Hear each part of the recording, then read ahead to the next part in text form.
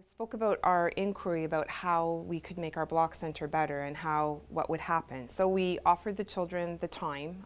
They have quite a bit of that building time where they can come back and add to their buildings. And we offered them the materials, we thought, and we offered them the space. But it was interesting to see they were building, and they were building wonderful flat things. They were still at that early stages of building. So we were very excited that they had started to interact with the blocks and were using them differently, but we were curious, like, okay, now they've got the time, they've got the space, they've got the materials, but that building still isn't happening. What should we do? So my partner and I had a little meeting, and we talked about how we'd seen people with pictures in their classroom and documentation to help things happen. And that question is always like, do the children use the documentation? Who uses it? So we very nonchalantly, our block center was actually in a different area of the room at the time, we put up pictures of tall buildings. We put up the CN Tower, the Eiffel Tower. We just got the pictures off the internet and we hung them up. And we watched what happened, and lo and behold, tall buildings started to happen. They were just sort of cylindrical. They took all the columns and piled them up on top. Some of our children, you can actually, I think I put it, yes, these children here, we think that their theory, the boys started to build up, this group of boys. We think their theory was that buildings don't have spaces in them to be strong. But they got very frustrated because you can see this isn't a very sturdy building, and it started to fall. Every time they get so far, it would start to fall over, and they couldn't keep it up. So one day when I was out around the school, I walked into another classroom, and there was this magnificent block structure standing in the classroom. And one of the little boys had built it. And I said, hey, my boys are trying to build those buildings, and they're not quite sure how. Do you think you could come over? So he came over to our classroom. And he was lovely. He sat with a bunch of children and he showed them, and he kept using language like, okay, you build like this, and then you build a platform, and then it's sturdy. And then you can build like this, and then it's sturdy, it's strong and sturdy. And he kept using that language, and they were fascinated by it. And he was so wonderful. He showed them how to do it, and then when he was all finished his building, he said, okay, now you can all add something to it. And they all got up. The younger children, year 1 children, year 2 children, everyone that was there, they started to add, and they came up with this magnificent structure. So that night we went home and we did a documentation on what he had come to show the class, because it was just a small group. And we took photographs of the children and the stages of the building. The next day at our gathering time, we brought the pictures up on the smartboard, and we showed all of the children, and the boys and girls that had participated in this activity talked about what they'd learned that day.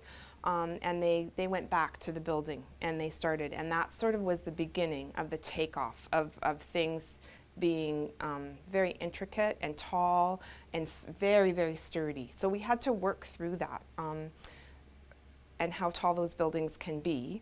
In our classroom, there isn't a limit on how tall the classrooms can be, the buildings can be. The children at first were very leery. They said, well, we're not supposed to build taller than our shoulder. And we said, well, I think that was someone else's rule. What do you know about building? Is it sturdy? Can it be taller? And they said, well, yes, it can be. It's very sturdy. It's not going to fall over. And they kept getting taller and taller and taller. And we didn't have an injury the whole year. And the buildings were amazing. The principal would come in, our administrator would come in, and I'd say, take a deep breath, and he'd go around and he'd look at them, and they stood for days, these lovely buildings that were there.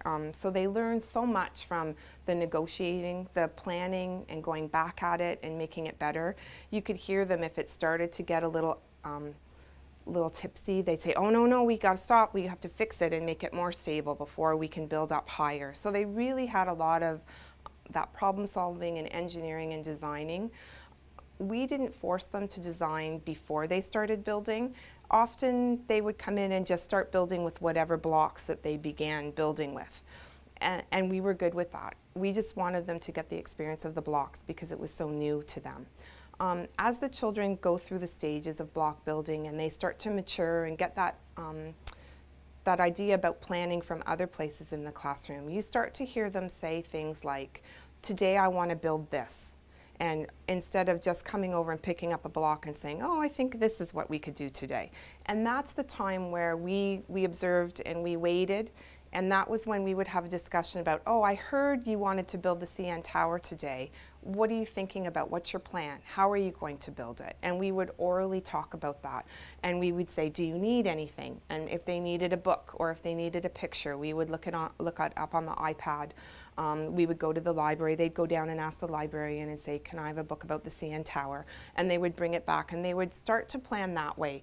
We didn't make them draw pictures, elaborate pictures of it and things before, because they need that time to actually build with the blocks. That's the learning that we want them to do. It's that spatial awareness and that mathematical skill, and they are literacy skills when they're planning and they're following through with a plan. When you want to write something, you have to think about what you're going to write and then you write it down. The same with the building. They're thinking about what they're building and then they build it.